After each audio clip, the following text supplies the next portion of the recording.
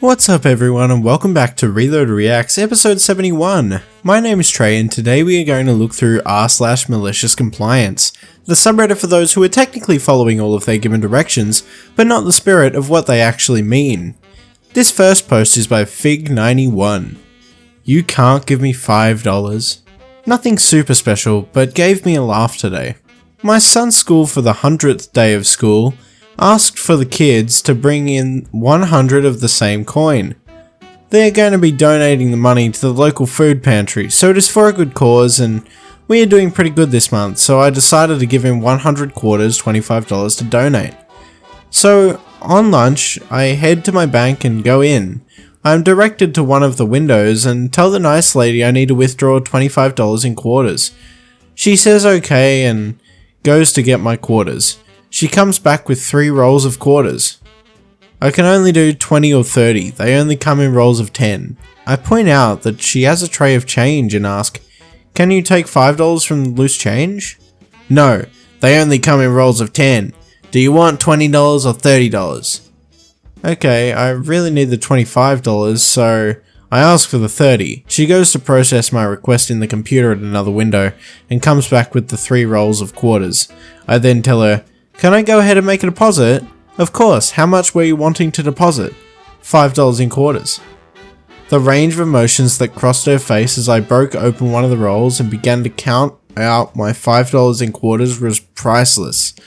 She then takes it and tells the guy at the other computer that we need to deposit $5 in quarters back into the account. He asked her what happened and she told him I asked for $25 but rolls only came in 10. He then asked her why she didn't just count $5 in quarters from the loose change that is on each desk. I just smiled as I waited for my deposit receipt.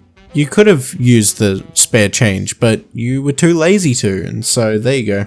You have to wait longer. Take that. Let's see what the comments have to say. I went into the bank to deposit a few $100 bills, but needed a $10 back. Banker tells me he can't give cash back on deposits. I look him dead in the face and said, can you make change?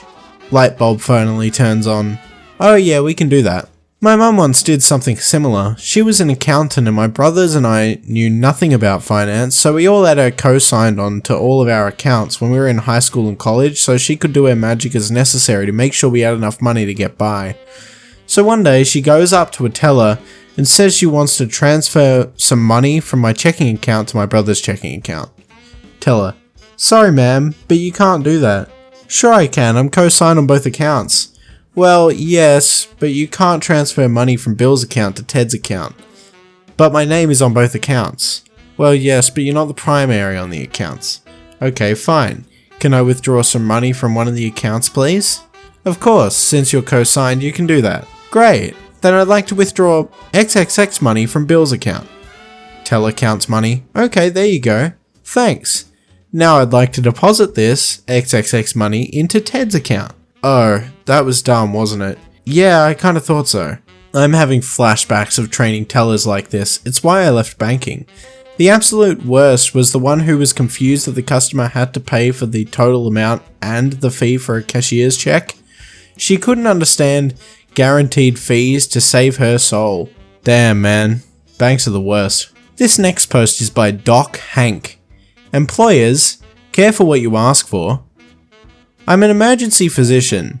I work in emergency departments in hospitals. Another interesting specialty in medicine. Different patients every day, except for the frequent flyers, but that's another story. Now, especially in the winter time, EDs are full of people, with usually long wait times, and we take people in order of severity, not first come first served. So I'm at work and I get a new patient.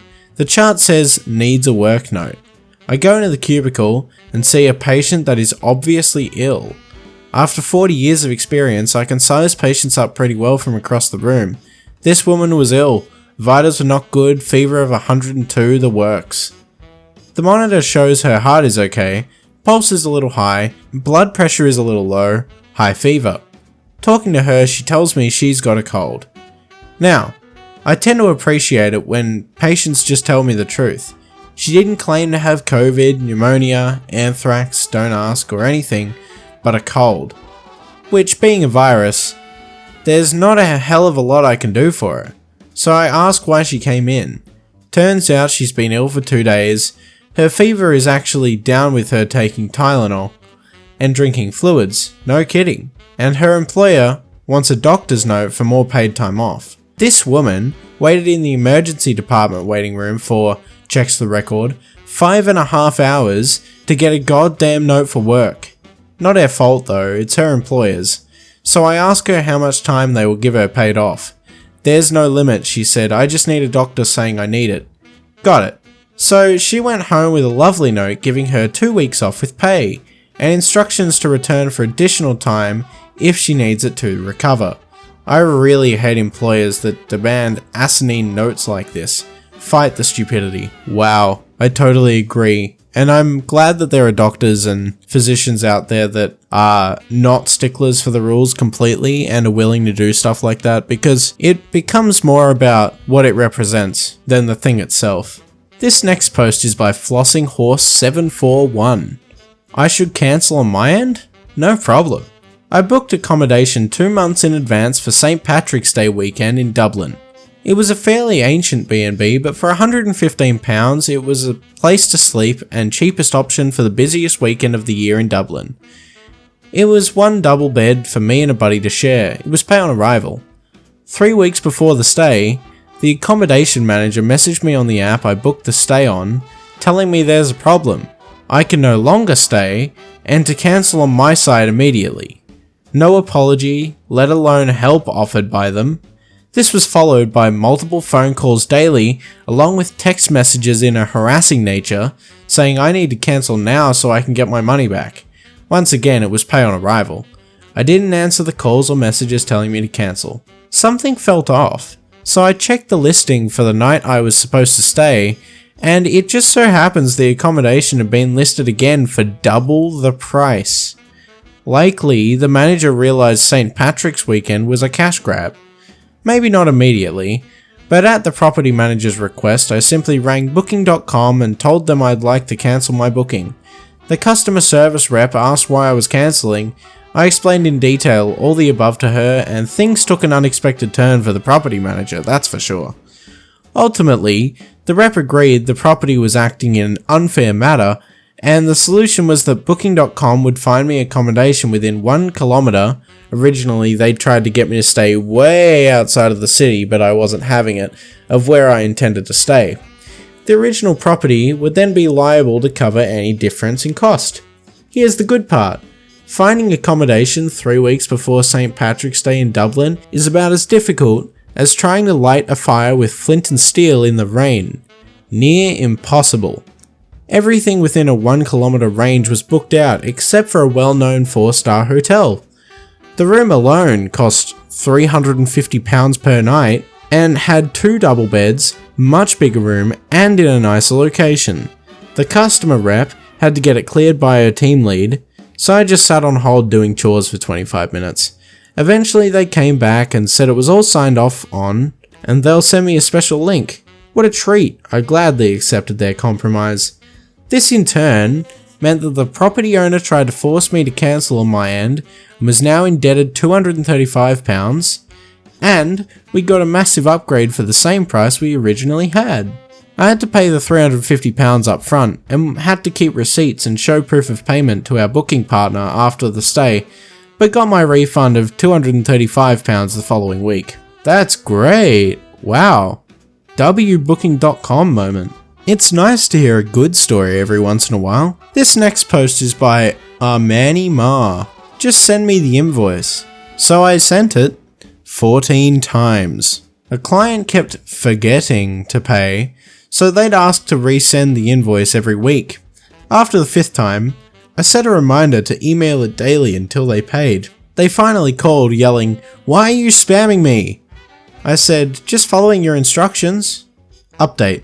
So a lot of you are asking what happened next. After I sent the invoice 14 times, the client finally called me, voice absolutely dripping with indignation, and said, "Why are you spamming me?" I calmly replied, "Oh, I thought you needed it resent. Just making sure you've got it this time." There was a pause, the kind of pause where you can hear someone's soul leave their body for a second. Then they mumbled something about getting the check sorted and hung up. The best part?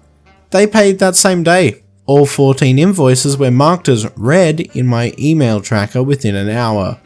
Moral of the story, sometimes the squeaky wheel doesn't just get the grease, it gets paid. That one was quite funny. Let's see what the comments have to say. The best way to get forgotten invoices paid I've ever seen was a very early web hosting company in the 90s. If the customer didn't pay on time, their website would get redirected to an error page saying, "Site unavailable because company name doesn't pay bills on time." That's pretty funny. Years ago, I hired a guy to shovel snow while I was on holiday. I gave him half up front and agreed to pay the rest on my return. He didn't shovel once and it snowed daily. I texted him, he told me to F myself. This was in the early days of smartphones. I had one and he didn't. He was not adept, or his phone was incapable of blocking my number. I downloaded an app to schedule messages. End of the day, I sent him a message that said, "It's the end of the day. Remember, you had a chance." I set it to message him every hour that he needed to pay me back, or the frequency of messages would increase. He messaged me in the morning to go F myself. I set it for every 15 minutes. He messaged me by noon that he spent the money and he couldn't pay it back. I changed the message to say, "You shouldn't spend money you didn't earn, pay me back." And I set the timing for every 5 minutes. He begged me to stop, he said he was on the way. I changed the message to say they would stop when I had cash in my hand. He didn't even make it 24 hours. That's what you get when you try to steal money from people. One of the places I work at, a large outpatient medical center, forgets to pay the satellite TV bill from time to time. You turn on the TV and there's a banner on the TV to "Call this number to pay your bill" with no station availability. Our section will leave the TV on anyway, even after getting calls from administration to turn off all of the TVs. It's an absolute embarrassment. I miss the fax machine. I once took a final notice invoice, sellotaped the top to the bottom so it formed a continuous message, and faxed it to a hateful customer who treated me with absolute contempt. One whole day of faxing over and over so his machine couldn't get any other messages in. Those were the days. This next post is by L. Baramello. I just witnessed glorious malicious compliance. I am staying at Japan. I don't speak Japanese. I went down to the front desk at the hotel I'm staying at, and as I often did throughout this trip, pulled out my phone and asked Google Translate what time did breakfast start. Clerk reaches for his phone that was charging in a nearby table, but his hand pauses midair. He glances at another clerk, returns to his seat at the front desk, types something in the computer and picks it up at the printer. He then hands me a printout from Google Translate's webpage saying it starts at 6 AM. Now that's an employee who's been scolded for using his personal phone during work if I've ever seen one. This next post is by PartyShape557. My boss hired 2 interns to replace me and asked me to train them after they were planning to fire me. I'm going to start out by saying that English is not my first language, and I wasn't sure that this story belongs here as this is my first time posting. I used to work in media intelligence, which is a really niche market in the country that I am from. I started as an assistant and learnt everything from scratch as I switched from the hospitality industry, pretty big step I know. I was eager to learn and was really interested in what they do as I was trying to get into media back then. First of all, as I learnt everything from scratch, I got really good at what I do after just 6 months working there. I was in a 3-person team and I had one of the best bosses and a really good colleague, which were veterans in the industry. Both of them helped me a lot to get me where I am then. They left the company after just a year there, as upper management was just plain hot garbage. The company had 4 changes in direction within a year, and it was stressing my team out. They did ask me to leave with them, but with me being young and naive, trying to prove myself, I declined. The story, after my boss and colleague left, it was just me and my team, and I was in charge of a few markets. I was asked to be on call for technical support and was not offered anything in return. At the time, I was peed, but also trying to prove myself, I obliged. I got really stressed out from working 13 hours a day for a few months at that point, and I kept asking my manager to hire more people, as I can't be working like this and it's stressing me out. My manager went on and on saying they don't have the budget for it, so I just forgot about it, drowning myself in work. One day, the CEO of the company came and we had dinner, as he was growing close to me since I was the only one person left who actually knew the in and out of the old system that the company used. Keep in mind, this CEO is a cheapskate and will try all and every way to suck you dry.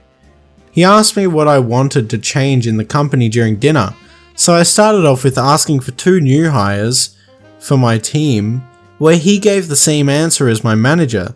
So I asked him for a promotion and a raise, which was also declined, saying, "You don't have the necessary experience yet." I was peed. As a normal person would expect, after working 13-hour days for months, you would need rest. I had almost 3 weeks of paid time off saved and I needed the rest. My manager threatened to fire me if I took any paid time off, as no one was able to do what I did. I took the paid time off anyways, I got well rested and all was good until I came back.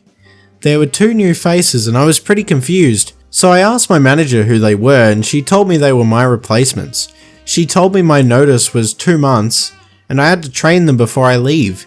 She couldn't do anything as I was the only one in the company who knew how to run the legacy and the new systems, so realistically, she couldn't say that I was not training them properly as she didn't know how things worked. Here is the part where malicious compliance happens. Since the manager did not know how things work, she told me to train the interns on the legacy systems to know better on how the company was built up, and I did just that. She told me strictly to just train the interns on the legacy and she will be dealing with the rest. Sure, I'll do just that. It was until my last week when the S really hit the fan. My manager found out that I have been only giving training on the legacy system and I didn't give them my notes with tips on how to run the system that needed to be used for daily operations. My manager called in the CEO and the managing director to hold a meeting with me, asking me why I hadn't trained my replacements properly. I just told them I did what my manager told me to, which the manager denied, until I forwarded the CEO and MD the email that my manager has sent me, which the call promptly ending. After I left the company, I was patiently waiting for the call that was bound to come. It was my manager. She demanded to get back to work and said that the firing was just a prank, blah blah blah. I told them, "Pay me triple my wage and I'll consider it." They called me crazy and ended the call. It's been 2 months since that call and based on a good friend from another department, my old manager is neck deep in this S show. Let's see what the comments have to say about that one, I'm really interested. The firing was just a prank is such a ridiculous thing to say. Yeah, that I also thought something similar. One former employee had me train a new guy. Later I found out he's my new supervisor as well. He caught dealing drugs out the back door. They had me train another new guy to be my supervisor. This time, I trained him only on every pre-revision product, and his first presentation with a potential customer imploded when the customers seemed to know more about the products than he did. They had me train yet another new guy to be my supervisor. You'd think they've learnt by then. This time, I trained him straight from the manual, the first draft of the manual that I had been writing. His first customer demo went south when the product he was demoing started smoking and caught fire midway through the demo. Why did I have to train so many supers? My best guess is because they all had MBA degrees from private colleges and I had only an MSEE degree from a state university. Maybe the C-level types just couldn't believe that an engineer would know what he was doing. Yeah, that story was really strange. The firing was just a prank. You can't take it seriously. Bro, I was just kidding. This next post is by a deleted user. You cannot use your allotted meal budget to tip. I travel a lot for work and my company agreement is that I get a set amount for food every day. I don't have a knack for fancy foods, so I typically just get what I get and tip heavily to maximize the dollar amount. This was never a problem in the past until my company got acquired and the new company is aggressively cutting costs. Someone from HR emailed me to tell me I was financially on the hook for tips. I couldn't expense them anymore. So now I just buy the food I eat from the grocery store, eat cheaply, and spend the rest on donuts and coffee for all of my co-workers everywhere I travel. There is a set budget for food every day. If you're going to be a penny pinching POS, I'll find ways to spend that money within our agreement to give to others. Next time, I think I'll feed the homeless. Need I remind my company that I'm doing them a favor by traveling because they don't want to pay full-timers in these areas? Don't be cheap. That's crazy. Because they know what the tips are for, like the workers aren't being charged enough. That's not really a fair thing to say. And anyway, with that, that's going to be it, guys. I hope you enjoyed the stories in r/MaliciousCompliance. Let me know what you'd like to listen to next in the comments section below, and also hit that subscribe button because I post new Reddit content every single day. There are 2 videos on the screen right now, one of which is for the most recent video, and another is for a video the YouTube algorithm thinks you'll want to watch next. My name's Trey, this was Reload Reacts, and I will see you in July for the next video.